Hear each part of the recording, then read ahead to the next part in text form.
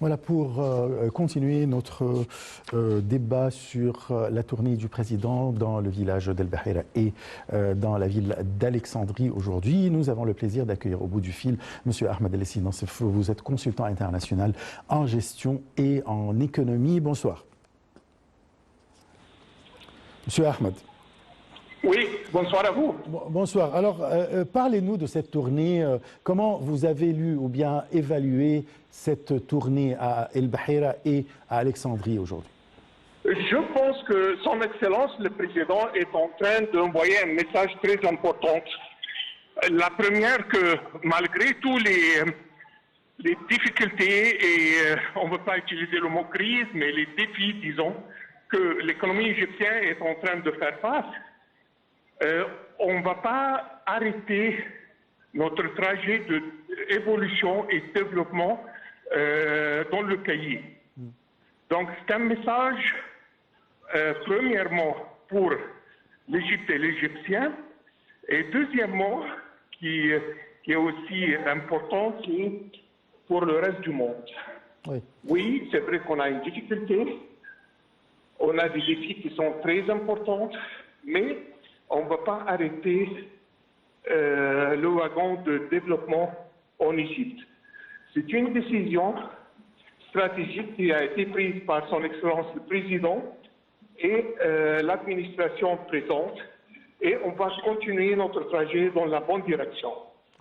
Donc, je vois ça comme un message très important, et aussi surtout que le Premier ministre a voulu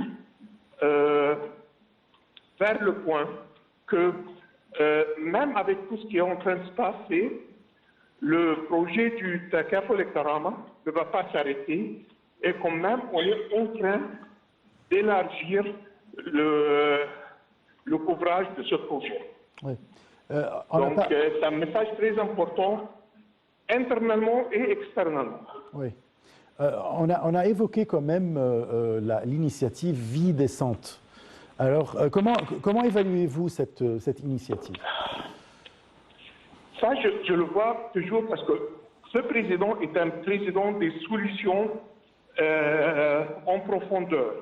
Il n'est pas intéressé à faire des petites solutions ou des petites, de rapides fixations.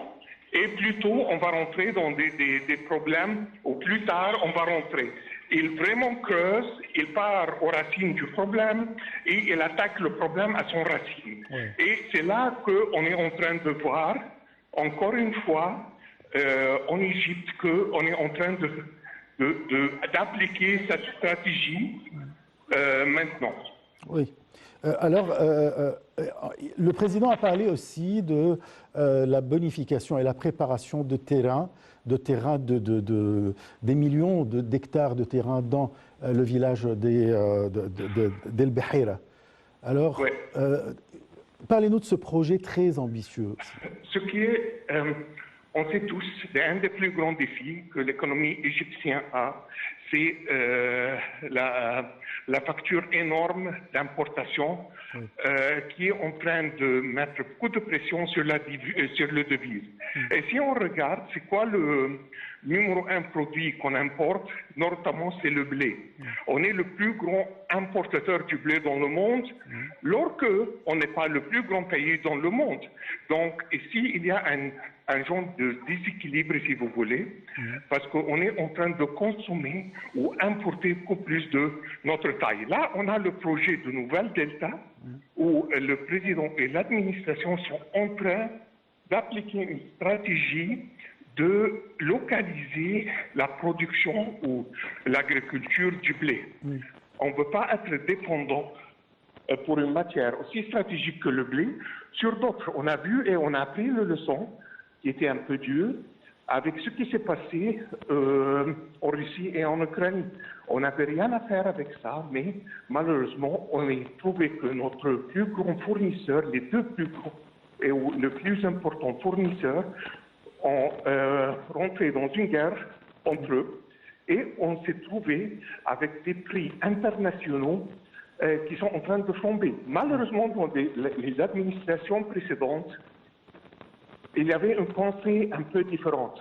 Il pensait que, ou un peu limitée si vous voulez, il pensait que si c'est moins cher, c'est beaucoup plus moins cher pour nous qu'on importe du blé, ce n'est pas la peine de la cultiver localement.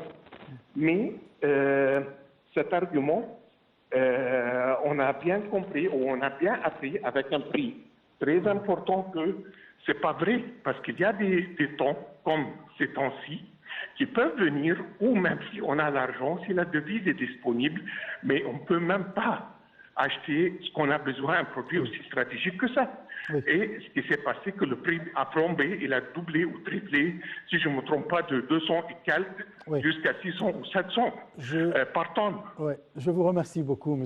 Ahmed El-Lessi Nansif. C'est moi qui vous remercie, voilà, on n'a plus de temps, et alors je vous remercie beaucoup. Je rappelle que vous êtes consultant international en gestion et en économie, et c'est la fin de notre émission. On se donne un rendez-vous demain à la même heure. Très très bonne soirée, au revoir.